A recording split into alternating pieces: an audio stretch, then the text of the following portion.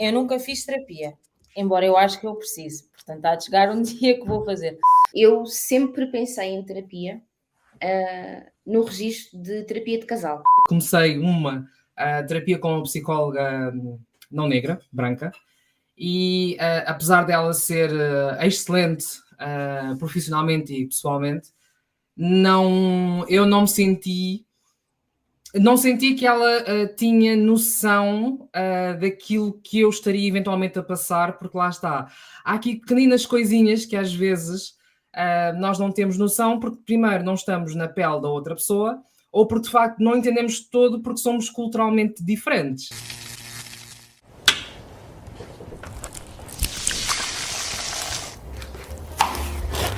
Bem-vindos ao Mata Bicho, as fofocas e os assuntos sérios que alimentam a internet, comentados aqui na Bantuman. Bem-vindas a mais um episódio do Mata Bicho aqui na Bantuman, é o terceiro episódio. Este episódio decidimos chamá-lo de pretitude, essa palavra feminina que indica a qualidade ou condição do que é ser preto. Tenho comigo a Maria Barbosa e a Marisa Rodrigues, minhas camaradas aqui na Bantuman. Como é que estão, meninas? Bem, Bom dia. cansada. Cansada, finalmente as crianças vão para a escola. Vai começar agora o ano escolar finalmente, não é? É verdade, mas ainda faltam uns diazitos, ainda tem uns dias de férias para aproveitar. Boa. Olha, Estás bem, então Vanessa? nós... Estou bem, aqui super animada para falar sobre este tema que para nós é tão importante. Vamos falar sobre o Dia do Psicólogo. Este dia foi instaurado no Brasil e o nosso querido parceiro, o site Mundo Negro, decidiu falar sobre as questões raciais na terapia.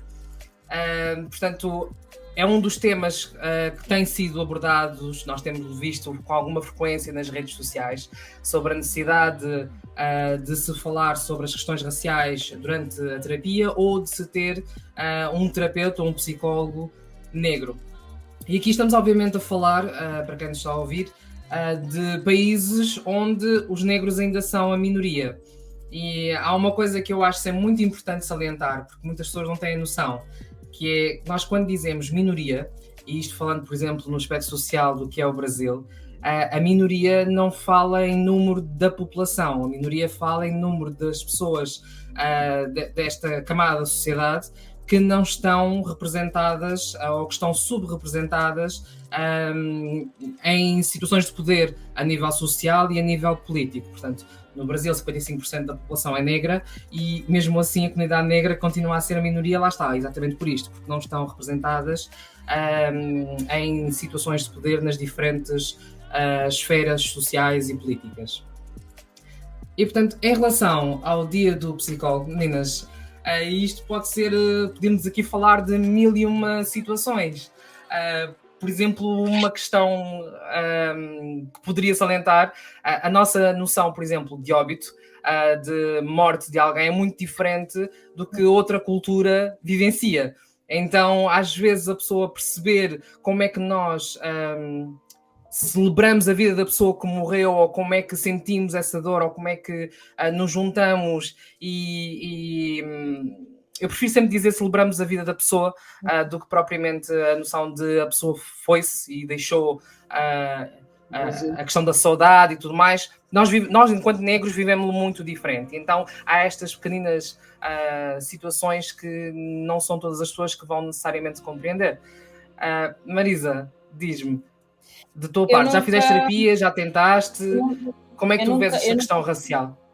Eu nunca fiz terapia, embora eu acho que eu preciso. Portanto, há de chegar um dia que vou fazer. Mas ainda não fiz. Mas eu acho que é muito o que tu estás a dizer. Obviamente que o psicólogo tem um papel muito importante e é bom desconstruirmos o papel do psicólogo na sociedade e entendermos que o psicólogo não é para maluquinhos, que é pelo contrário, é para nos ajudar a lidar com os nossos próprios demónios e para ajudar também quem não faz a sua terapia e anda a descarregar as suas frustrações nos outros. Portanto, é mais ou menos para isso que servem os psicólogos. Portanto, não é para maluquinhos, mas depois há o lado da diferença cultural e pegando nisso que tu estavas a dizer, se eles não entendem como é que nós reagimos durante o óbito, é depois difícil ajudarem-nos no processo de luto, por exemplo, né? E o luto é um processo que tem várias fases, mas se não é possível entenderem a nossa primeira fase, terão capacidade depois para entender o resto. Não é que não saibam fazer um bom trabalho, não é que o trabalho fique mal feito, mas se calhar falta ali uma ou outra coisa que se calhar se fosse um psicólogo negro, se calhar já conseguia desconstruir melhor ou lidar melhor, mas isto é o que eu acho. Eu nunca fiz terapia, portanto o contacto que eu tenho com psicólogos é na escola onde eu trabalho, que existem 2 psicólogas e elas vão desconstruindo mesmo algumas situações do nosso dia-a-dia, portanto elas dizem que são tudo ou pequenas frustrações ou uns mecanismos, mas que não é nada, como é que eu ia dizer, tudo tem o seu porquê, portanto, e elas vão desconstruindo neste sentido, mas nunca entramos em questões culturais, por exemplo.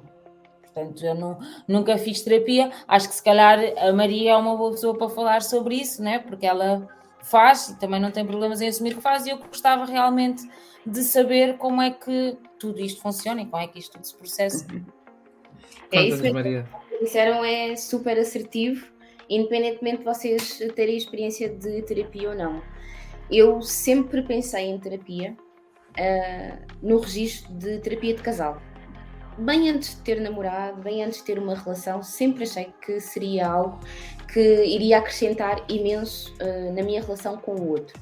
E foi sempre desse ponto de vista relacional, no espectro amoroso, digamos assim, que eu associei à terapia. Até que me bateu uma luz de que, ok, se calhar começar pela terapia individual faz todo o sentido. E o problema é que a essa terapia individual estavam associados, e continuam a estar, imensos estereótipos. De isso precisamente que acabaste de falar, Marisa, de que os maluquinhos é que normalmente procuram apoio psicológico porque alguma coisa não está bem, ou há uma depressão, ou há um desgosto, ou há qualquer coisa muito pesada na vida que implique um apoio acompanhado. Se bem que também há aquela conotação de que o apoio psicológico normalmente é para pessoas que estão muito fragilizadas e que implica a toma de alguma medicação. Não é verdade. Porque nós, quando nos lembramos de pessoas que estão em estado depressivo ou com alguma situação clínica mais delicada e que estão medicadas, são pessoas que têm um aspecto mais zombie, digamos assim, não é? Parece que estão adormecidas. Mas a terapia acaba por servir precisamente para que não se tenha de chegar a esse ponto. E eu faço terapia há 1 ano, praticamente, e é com uma mulher branca, que por acaso foi ela que me abordou para iniciarmos o processo terapêutico, e ela tem, eu gostava de dizer que ela, para mim, eu considero uma aliada da causa negra, ou seja, eu acho que sim, que é extremamente fundamental que mulheres e homens negros que façam terapia, que procurem alguém que tenha essa empatia, não é? Lá está. De preferência que seja negro, mas se não for, tem que ser alguém que conheça as dores de um negro, não é? E no site do Mundo Negro, quando eles fizeram este dia do psicólogo, eu achei muito interessante uma expressão que utilizaram de uma psicóloga, que é o segregar a psicologia. E não é isso que nós pretendemos que aconteça quando estamos a projetar a necessidade de ter um psicólogo negro. Não estamos a querer segregar nada, é simplesmente adequar e perceber que é muito mais produtivo e muito mais rentável nós falarmos para alguém que nos ouve e nos escuta, e não apenas alguém que de maneira superficial encara os nossos problemas, os nossos dilemas. Eu até acho que a questão até é um bocadinho mais básica ainda, se nós pensarmos num outro nível. Eu, por exemplo, as minhas amizades são naturalmente pessoas com quem eu me identifico, e eu sou alguém com quem estas amizades também se identificam, então é normal que eu sinta mais abertura para poder falar ou para poder estar com estas pessoas, porque me identifico com elas. Então é exatamente a mesma coisa. E sobretudo quando estamos aqui a falar de coisas que são muitas vezes muito íntimas, muito pessoais. Se eu encontrar do outro lado alguém com quem eu me consigo identificar, eu vou ter muito mais facilidade em conversar, em desabafar, em falar o que é que me preocupa, não é? Certo, certíssimo. Sim, claro que sim. E olha, por acaso, a psicóloga de quem tu estás a falar, Silvia, desculpa, lembrei-me da diretora do Mundo Negro, Maria, é a Xenia Clarkson, espero não estar a dizer mal o nome, que é uma psicóloga fantástica, que nós já tivemos a oportunidade também de ter um artigo de opinião na Vantman. Ela, se não estou em erro, vive em Portugal e é afro-brasileira. E é importante aqui, há muita gente que não sabe, existe uma nova plataforma de psicólogos afrodescendentes em Portugal que se chama Afropsis. Portanto, quem sentir a necessidade de procurar um psicólogo tem sempre esta plataforma e eles são imensos, portanto têm opções. Maria, uma pergunta que me surgiu enquanto estavas a falar. Tu, quando foste abordada por esta psicóloga que te acompanha agora, tu sentias a necessidade de fazer terapia? Eu sentia, lá está, canalizava até então para a parte de terapia de casal, mas a pouco e pouco eu comecei a perceber que se calhar eu primeiro tinha que me conhecer a mim mesma, tinha de perceber exatamente quem eu sou para poder estar num plano mais alargado ou um plano a 2. E portanto, sim, eu senti a necessidade e hoje em dia eu só faço terapia há 1 ano e para mim é mesmo só faço há 1 ano e sei que vou fazer se tudo correr bem para o resto da minha vida, porque é uma forma de chegar a mim mesma completamente diferente. E mesmo falando destas várias camadas do racismo, há o micro-racismo, o macro-racismo, e eles têm impacto em nós de maneira diferente. Ainda ontem passei por uma experiência que me perguntaram: então, vieste de moto? Estás de capacete? Eu não percebi. Veio umas 3 ou 4 vezes para perceber o que é que aquilo queria dizer. Certo. E fiquei magoada quando percebi realmente o que era. Mas uma coisa que a terapia, por exemplo, me dá é que a pessoa que diz aquilo que disse, esta pessoa é que está mal. Eu, no meu orgulho afro, não estou de certeza. Na minha afirmação, seja estética, seja verbal, seja o que for, eu estou bem. E esse processo de autoestima, autoconhecimento, de afirmação, de não tentar encaixar em lugares onde eu transbordo, tudo isso é um processo que, em terapia, ajuda tipo milhões, empodera e acaba por tirar muitos macaquinhos da cabeça, não é? Porque todos nós temos traumas, mais fortes, menos fortes, todos nós temos traumas e eles têm... Que às vezes nem nos apercebemos. Exatamente. E esses são os mais perigosos, são os mais subtis, porque acaba por se misturar tanto com a nossa própria pele que achamos que é... Ok. Eu ia só dizer que são esses traumas às vezes que nós não tratamos, que depois, sem nos aperceber, também acabamos por passar para os nossos filhos. Então é aquele ciclo geracional que nós não conseguimos quebrar porque também não entendemos onde é que está o nosso erro. Então depois às tantas acaba por ser uma bola de neve e andamos aqui todos às turras sem necessidade. É verdade. Eu, há pouco tempo pensei assim, ai meu Deus, que privilégio seria os meus pais poderem fazer terapia, por exemplo. Tipo, é uma cena que eu até me arrepia agora. Quase que sei que nunca vai acontecer, mas porquê que durante tanto tempo isto nem sequer entrou no nosso imaginário? Não sei. Famílias negras, pessoas negras... Não tínhamos acesso à informação também. Sim, sim. Não tínhamos o conhecimento para perceber que precisamos. E lá está, eu acho super importante salientar que não é...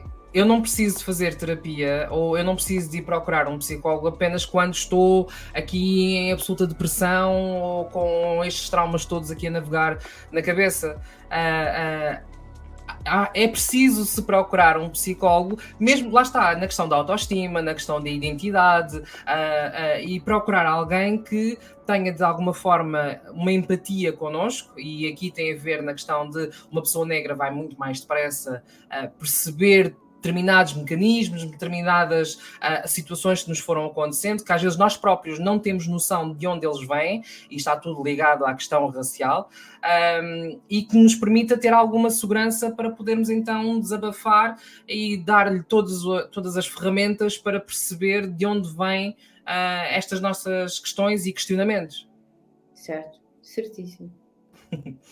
Olha, tenho aqui outros temas que nós podemos também abordar, e lá está tudo interligado, mas só para relembrar a plataforma Afropsis. Há uma outra coisa dentro da questão da terapia que eu também acho super importante, que é o preço. Certo. O preço.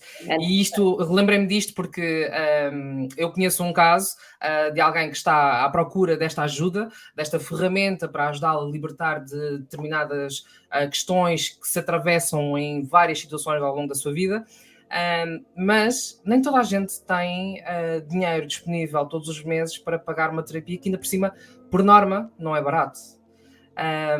E aqui também a plataforma Afropsis acho que consegue encontrar uma forma de entendimento entre o psicólogo e o paciente, de forma a que a pessoa não fique sem o devido tratamento. Mas eu gostava tanto que houvesse a possibilidade de encontrarmos, por exemplo, aqui em França, onde eu estou a viver, é possível encontrar um psicólogo gratuito. Lá está, não vais poder escolher quem vai ser o teu terapeuta, mas tens pelo menos o acesso à base, à terapia em si. Depois, entretanto, pode não ser aquilo que realmente necessitas, porque lá está a questão racial e tudo mais, mas a ferramenta está lá. Eu muitas vezes penso nisso no sentido em que o Sistema Nacional de Saúde olha para a saúde mental, ou melhor, não olha, não é? E depois ainda não olha o suficiente. É normal que esses tabus se vão criando uns em cima dos outros e que quem saia um bocadinho da linha tem que pagar um preço muito mais alto para usufruir destes serviços, porque através do Serviço Nacional de Saúde não chegas lá. Ou estás mesmo, lá está, num fosso e é mesmo preciso e passares por um aborto e depois vão acompanhar-te, etc. Mas é em casos muito pontuais e ainda assim é muito precário também. Os recursos que existem de psicólogos em Portugal, por exemplo, é muito precário. Nós vemos também isso muito frequentemente nas escolas. Há um psicólogo para 15 turmas, ou sei lá quantas. Isto é impossível. Vê-se claramente que não há trabalho nenhum. No fim é o próprio psicólogo que vai precisar de fazer terapia. Sim, mas eles fazem, muitas vezes. Eu trabalho numa escola e a escola tem 2 psicólogas. E há todo um processo também até os alunos chegarem às psicólogas, que é sempre que os diretores de turma notam assim algum comportamento diferente, qualquer coisa, não dizem, olha, tens que ir à psicóloga, mas falam com o aluno, perguntam se ele não gostava de experimentar. Há alunos que vão também de livre e espontânea vontade e às vezes aparecem no gabinete até só para desabafar, que é uma coisa pontual, portanto nem todos os alunos fazem terapia. Há uns que têm acompanhamento semanal ou quinzenal, mas depois há outros que sabem que elas estão lá e que vão só para desabafar, que eu acho que isto é uma coisa muito importante, mas que não acontece em todas as escolas, principalmente nas escolas públicas. Eu não quero estar errada, mas eu não tenho ideia da presença do psicólogo desta forma, não é que ele não exista, mas acho que não é tão presente. Nos privados, né? A partir do momento em que os pais pagam também e que há esta facilidade de pagamento, já a psicologia na escola também já é trabalhada de outra maneira e o acompanhamento já é feito de maneira diferente. Isto para dizer que há escolas que já começam sim a dar mais atenção à saúde mental e até há uma parte do currículo que é nesse sentido, sobretudo nas aulas de cidadania, que era a antiga formação cívica, são feitos trabalhos neste sentido também, e muitos deles com a ajuda dos psicólogos para ajudar a desconstruir todos estes preconceitos que nós temos, mas que ainda há um longo caminho pela frente, porque mesmo os próprios miúdos, alguns deles acham que é para malucos, portanto tem que ser feito um trabalho muito grande desde a base, né? Que é para depois conseguirmos trabalhar como deve ser, mas já se começa a fazer alguma coisa. Eu queria dizer só mais uma coisinha, Vanessa, e sei que estamos a nível de tempo já a apertar, que era especificamente isto. Nós, por exemplo, no universo estatístico em relação aos negros em Portugal, não temos nada. E neste campo psicológico, certamente também não teremos. Menos ainda. Não é? Nada de nada. Falarmos de terapia para pessoas negras, depois subdivide-se aqui uma categoria que também já tivemos a abordar, que é terapia para homens e terapia para mulheres. E sabemos que o universo masculino é muito menos propenso, digamos assim, a essa sensibilidade, porque mostrar vulnerabilidade é um ato de fraqueza e tudo mais. Mas seria interessante, e acho que até certo ponto seria chocante, nós percebermos os números, por exemplo, de suicídios dentro da comunidade negra. Que nós sabemos, à partida, pelo menos daquela que é a minha experiência, que há uma taxa muito maior em homens do que em mulheres negras. Sim. E porquê? Não é? E como é que tu chegas a um limite tal que não há um amigo, que não há um primo, que não há ninguém, e muito menos um profissional de saúde mental para te apoiar, para te amparar.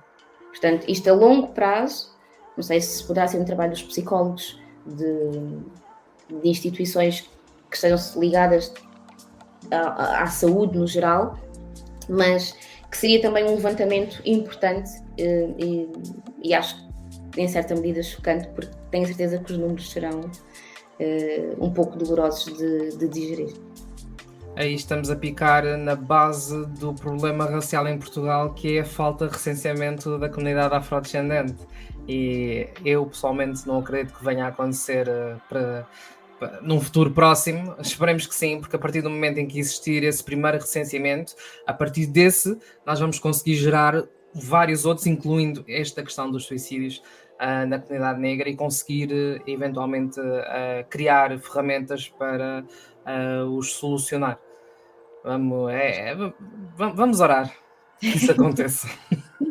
Porque temos tentado. Não percebi, Marisa. Estava a dizer, acho que nem Jesus na causa, acho que nem orando.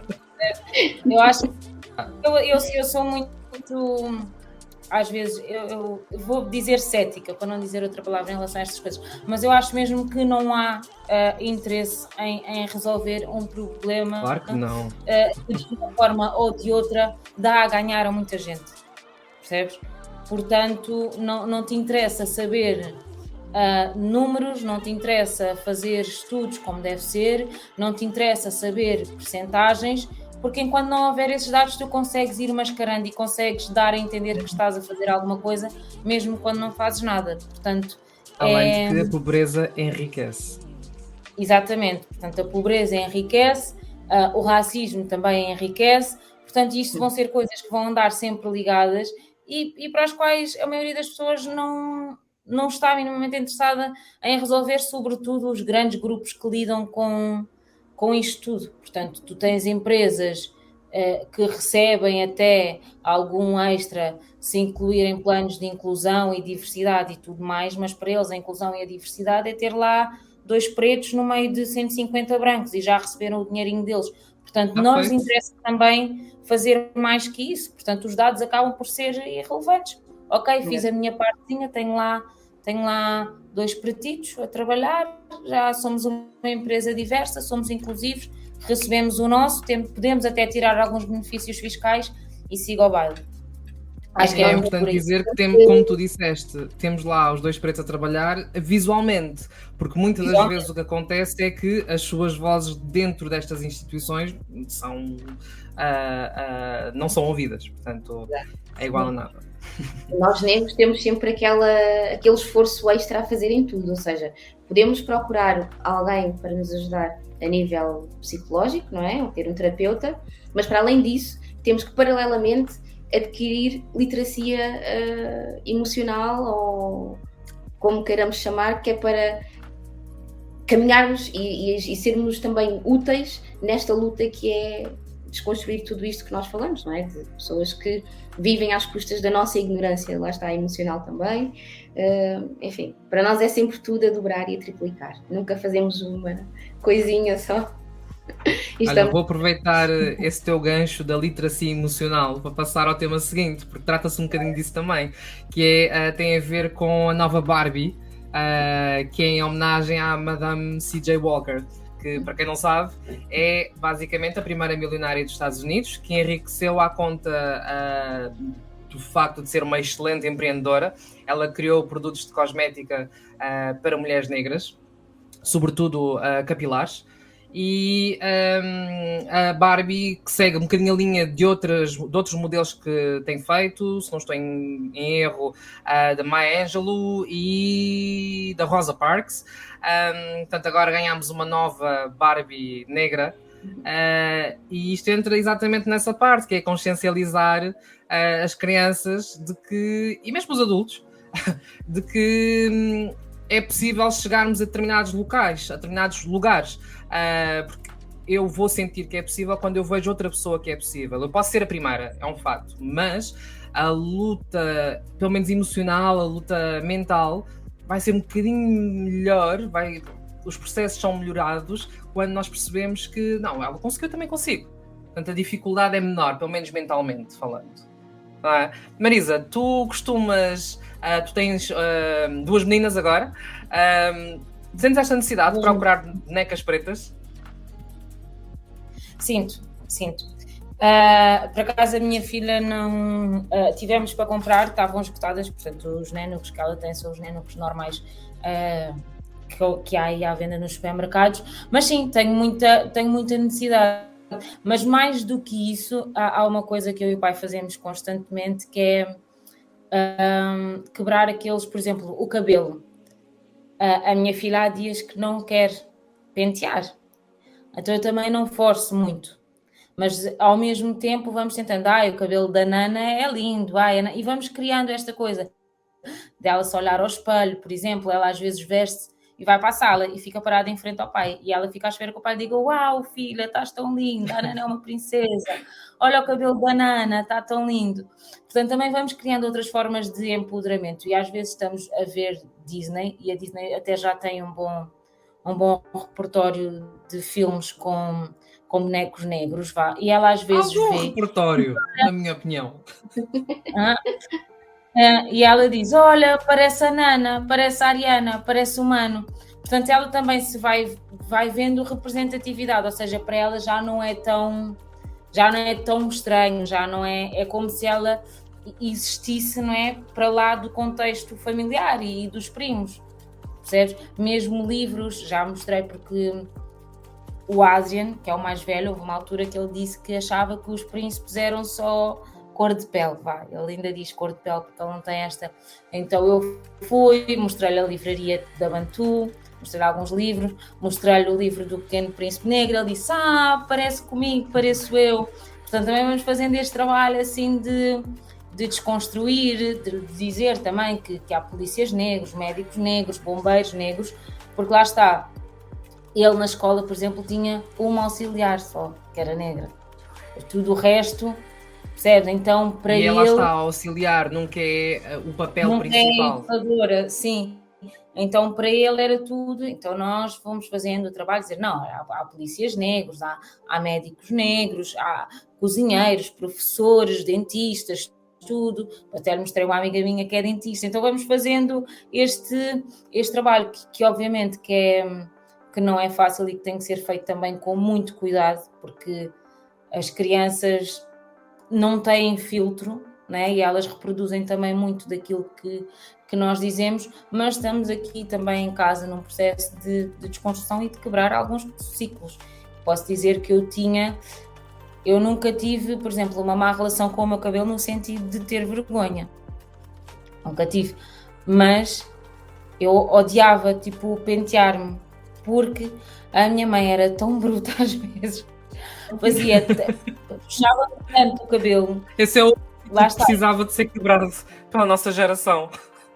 Era muito difícil. E depois o meu cabelo era super grosso, super volumoso. O cabelo da minha irmã já não tinha nada a ver. Ou seja, o cabelo da minha irmã caía, basicamente lavava-se e ele caía, porque têm texturas completamente diferentes. Portanto, era muito mais fácil pentear o cabelo da minha irmã do que o meu. Eu ficava ali, mas porquê é que eu sofro tanto? Depois, obviamente, comecei eu a pentear-me, comecei eu a perceber como é que o cabelo funcionava, não é? Mas até aí houve toda aquela coisa de desfrisar o cabelo. também, não é? Tu desfrizaste o cabelo, Marisa? Sim. Durante uns 4 anos, sim.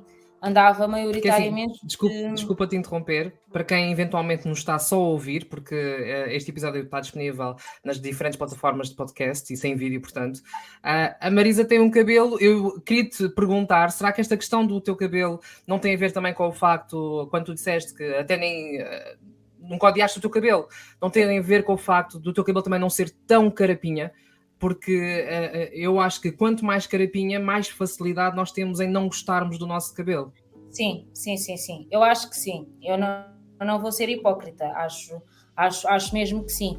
Os Cabo Verdeanos têm muito a mania de separar entre cabelo fino e cabelo bejo, né? Então, e o cabelo da minha irmã era fino. Era e é, até hoje. O meu era bejo. Então... Mas acho que sim, que quanto mais carapinha, mais dificuldade, porque também... Mas isso é em tudo, percebes? Eu acho que quanto mais tu te aproximas daquilo que é negro, mais preconceito tu sofres. Não sei se me estou a fazer entender. E isto começa, é uma coisa que começa na tez e que depois se vai alongando tipo, em todos os aspectos. É o cabelo, é o nariz, são os lábios, percebes? As próprias feições. Ou seja... Quanto mais tu te afastas daquela que é a tua origem, mais aceito tu és. Eu também não sei que sentido é que isto faz, mas pronto, aos olhos de quem tem preconceito, faz todo é o muito sentido. assim que funciona. Percebes? E causa um bocadinho de estranheza. Eu já vou dar a palavra à Maria, que eu estou aqui a falar, não me calma, já vou passar à Maria. Eu durante muito tempo tive pessoas que me perguntavam se eu tinha mistura porque era muito bonita. Pois. Porque além certo. Perguntavam-me se eu tinha mistura porque era muito bonita, porque não tinha feições, porque era muito clara, porque tinha sardas, porque o meu nariz isto, porque não tinha os lábios tão grandes. Parem. Eu acho que também há muita dificuldade das pessoas em perceber que nós somos fruto de misturas, né? Nós não somos, além de não sermos todos iguais, dentro daquilo que é ser negro, há particularidades, portanto nós não somos todos iguais, não somos todos fotocópias uns dos outros, mas eu acho que isso também tem a ver com o processo, tem a ver com a própria colonização e a forma como nos foram desumanizando ao longo do tempo. E agora estou a ver uma novela na TV Globo que se chama Nos Tempos do Imperador e ela retrata um bocadinho o que era o Brasil no tempo imperial e a construção ali do Império, e um Brasil ainda que na altura tinha escravos, e eles retratam muito essa parte com os atores a dizer, para mim são todos iguais, não me interessa se é mais claro, são todos iguais, é para trabalhar. E depois há aquela coisa que existe até hoje, que é dos escravos, né? E na novela tu vês eles a questionarem se os pretos não servem para trabalhar, vão servir para quê? Percebes? Então eu acho que a própria novela também tem ajudado a perceber um bocadinho de como é que chegámos até aqui e o porquê ainda de não nos termos libertado dessas correntes todas, porque de facto, tal como acontecia no Brasil àquela época, em que os fazendeiros ganhavam muito dinheiro, hoje em dia muita gente continua a ganhar muito dinheiro, mas de outra forma, não é? E agora vou passar a palavra à Maria, que eu já me excedi. Só para reforçar que, para quem não gosta de ler e procurar livros sobre estas questões, não é por isso que haverá falta de informação. Tem a novela, como é que se chama, Marisa? Nos Tempos do Imperador. Está a dar na Globo. Pronto. Na TV Globo. Vamos aqui fazer publicidade. Pode ser que nos paguem. Maria. Bom, eu acho que este lançamento desta Barbie, pronto, infelizmente no espectro geral ainda temos que as contar pelos dedos, não é? É oportuno, é certeiro, é muito bem-vindo e um contributo excelente para um incentivo também à história e ao percurso positivo e de excelência de muitos homens e de muitas mulheres negras.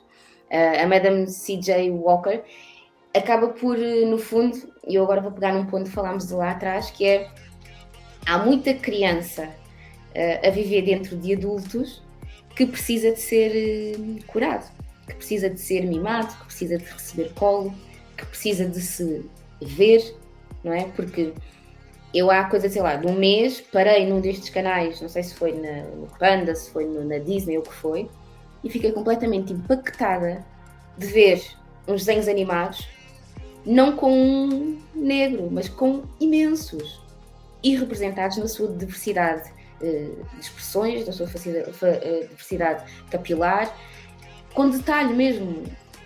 E eu fiquei, e ainda fico, quando me deparo na televisão com desenhos animados, especificamente agora nesta parte mais infanto-juvenil, porque eu não vi isso enquanto eu cresci.